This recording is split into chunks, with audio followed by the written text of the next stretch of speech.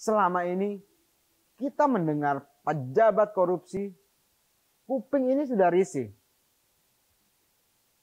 Kini uang umat yang diselewengkan. Na'udzubillahi min dzalik.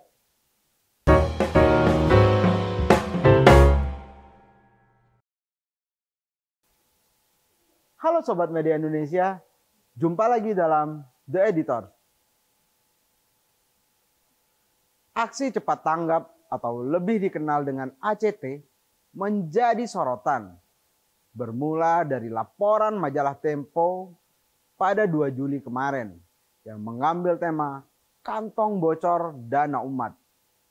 Lembaga filantropi ACT diduga limbung karena dugaan penyelewengan. Pendiri dan pengelolanya ditengarai memakai donasi masyarakat untuk kepentingan pribadi. Sontak laporan tersebut menjadi topik yang dibicarakan di media sosial, terutama di Twitter. Disitulah muncul tagar "Jangan percaya ACT" yang perbincangannya terus bergulir di lini masa Twitter.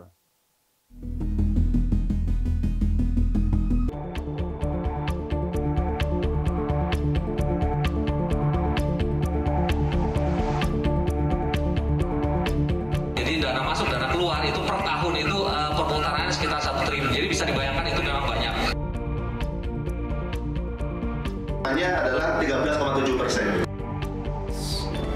Dulu memang pernah ada penetapan tersangka pengurus yayasan lakukan donasi dan donasinya dipakai untuk ke luar negeri. Inilah yang bisa menjadi bola salju. Ketidakpercayaan publik akan membesar dan tergeneralisasi terhadap lembaga-lembaga amil lainnya. Yang mungkin pada puncaknya nanti akan menggiring masyarakat tidak lagi percaya kepada lembaga pengumpul donasi dan kemanusiaan seperti ACT. Padahal kita tahu orang Indonesia itu sangat pemurah, bahkan paling pemurah di dunia. Riset dari World Giving Index pada 2021 yang dirilis oleh Charities Aid Foundation menempatkan Indonesia sebagai negara paling dermawan di dunia. Dari hasil penelitian bahwa 8 dari 10 orang Indonesia berdonasi pada tahun 2021. Kasus ini bermula dari laporan majalah Tempo. Muncul dugaan Ahyudin yang saat itu menjadi petinggi ACT memperoleh gaji sebesar 250 juta tiap bulan. Sementara posisi di bawahnya, senior vice president digaji 200 juta. Vice presidennya digaji 80 juta. Dan direktur eksekutifnya 50 juta per bulan yang diambil dari dana donasi umat. Di samping itu, Ahyudin yang saat menjabat sebagai petinggi difasilitasi 3 kendaraan mewah. Pertama Alphard, kemudian Pajero, dan juga Honda CR-V. Laporan majalah Tempo juga menemukan dugaan adanya dana umat yang dihimpun ACT dipakai untuk kepentingan pribadi Ahyudin berupa keperluan rumah. Temuan dari Pusat Pelaporan dan Transaksi Keuangan menyebutkan adanya penyelewengan juga. Ini jelas memperkuat dugaan yang disampaikan oleh majalah Tempo. Ketua PPATK Ivan Yustiavandana menegaskan pihaknya sudah menganalisis aliran dana dari ACT. PPATK mengungkap terjadi perputaran dana yang masuk ataupun keluar secara total 1 triliun rupiah tiap tahun Saya kutip pernyataan Ivan. Jadi dana masuk dan keluar itu per tahun itu perputarannya sekitar 1 triliun rupiah. Jadi bisa dibayangkan, itu memang banyak. Kata Ivan saat konferensi pers di kantor PPATK seperti dilaporkan mediaindonesia.com. PPATK menduga bahwa penggalangan dana yang dilakukan oleh HCT itu tidak secara langsung disalurkan kepada pihak-pihak yang membutuhkan. Ada dugaan dana tersebut dikelola dulu di dalam bisnis tertentu. Dan disitulah ada keuntungan, ada revenue. Skema inilah yang kini tengah diteliti oleh PPATK. Bahkan PPATK menumpukan dana yang keluar ke sebuah perusahaan yang diduga dimiliki langsung oleh salah satu pendiri ACT. Nilainya sekitar 30 miliar. Tentu akan sangat wajar ketika publik menduga bahwa ACT mengelola donasi dari masyarakat tidak semata untuk kepentingan kegiatan kemanusiaan. Apalagi laporan-laporan PPATK yang terkait dengan tindak pidana terorisme juga muncul. Aksi terorisme tentu jauh dari kategori kegiatan kemanusiaan. Selama ini kita mendengar pejabat korupsi, kuping ini sudah risih. Kini uang umat yang diselewengkan. Na'udzubillahi min dzalik.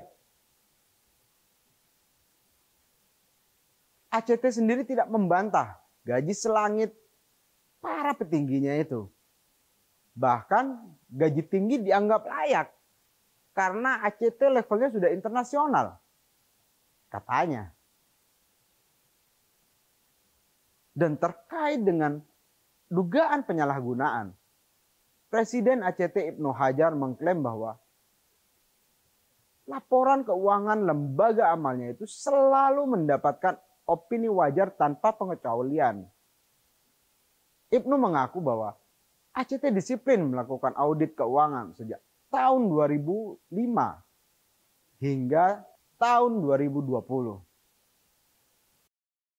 Ibnu juga mengakui bahwa organisasinya telah melakukan restrukturisasi sejak Januari tahun ini. Melakukan pergantian ketua pembina, restrukturisasi 78 cabang di Indonesia, serta 3 representatif di Turki, Palestina, dan Jepang. ACT juga melakukan banyak perombakan kebijakan internal. Di satu sisi, kita patut mengapresiasi langkah perbaikan di tubuh organisasi ACT.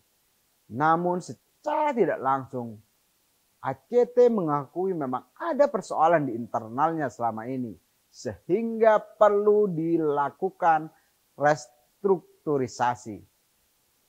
Untuk itulah, publik tentu berharap pemerintah untuk turun tangan membenahi polemik penyalahgunaan di tubuh lembaga amal dan donasi seperti ACT. Memang Kementerian Sosial telah mencabut izin ACT terkait dengan kegiatan pengumpulan uang dan barang. Ini juga menegaskan bahwa memang ada persoalan di tubuh ACT. PPATK juga telah memblokir lebih dari 300 rekening milik ACT yang tersebar di 41 penyedia jasa keuangan.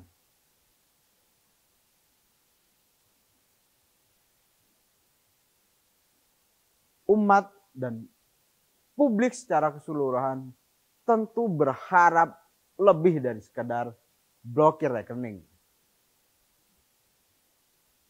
Perlu upaya luar biasa, karena audit saja ternyata dinilai tidak bisa mendeteksi penyelewengan jika berkaca pada ACT yang setiap tahun laporan keuangannya selalu wajar tanpa pengecualian. Bahkan kalau memang ada unsur pidana, baik itu terkait dengan penyalahgunaan dana ataupun dugaan tindak pidana terorisme, perlu rasanya pembuktian hingga ke meja hijau. Karena contoh penggunaan dana amal untuk terorisme pernah terjadi di negeri ini. Untuk membuat terang benderang, tentu kasus ini harus diusut tuntas.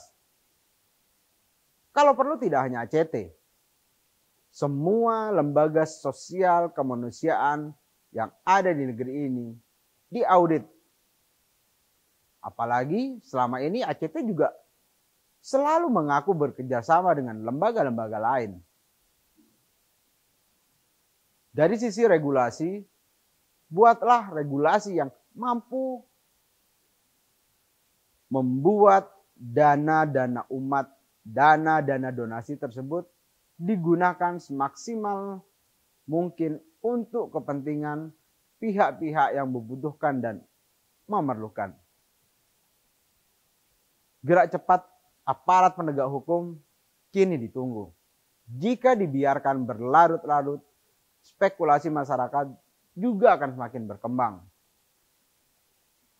Buntutnya akan mempengaruhi minat masyarakat untuk terlibat dalam kegiatan-kegiatan sosial dan kemanusiaan.